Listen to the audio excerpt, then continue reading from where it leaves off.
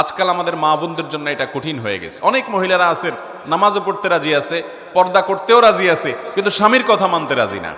এবং শয়তান আমাদেরকে এই জায়গাতে আমাদের মা বোনদের সবচাইতে বেশি ধোঁকা দিয়ে থাকে। তথাকথিত নারীবাদীরা আমাদের মা বোনদেরকে উস্কে দেয় যে না, নিজের কথা মতো চলতে হবে, স্বাধীন মতো থাকতে হবে। ভাইরা আমার, বোনেরা আমার, অবশ্যই স্বাধীনতা আপনাকে ইসলাম দিয়েছে, কিন্তু প্রত্যেকটা স্বাধীনতার একটা সীমানা আছে, একটা নির্দিষ্ট ডেফিনেশন আছে। আপনি যদি স্বাধীনতার নাম দিয়ে আপনার স্বামীর নির্দেশকে লঙ্ঘন করেন, তাকে পাত্তা না দেন, তাকে তোয়াক্কা না করেন, তাকে ইজ্জত না করেন, তাহলে সেক্ষেত্রে আল্লাহর কাছে আপনি অপরাধী হিসাবে বিবেচিত হবে। এটা আপনার দুনিয়াকেই শেষ করবে, আখিরাত তো পরেই। মনে রাখবেন, যারা এই সমস্ত কথার সবক দেয় আমাদের মা বোনদেরকে যে নারীরা নিজের মন মতো চলবে, তথাকথিত স্বাধীন হবে, সেই মানুষগুলোর দেশের দিকে তাকান, ইউরোপ আমেরিকার দিকে তাকান, একটা দেশও পাবেন না যেই দেশে মেয়েরা মুসলিম পরিবারগুলোর মতো, মুসলিম দেশগুলোর মতো সুখে আছে।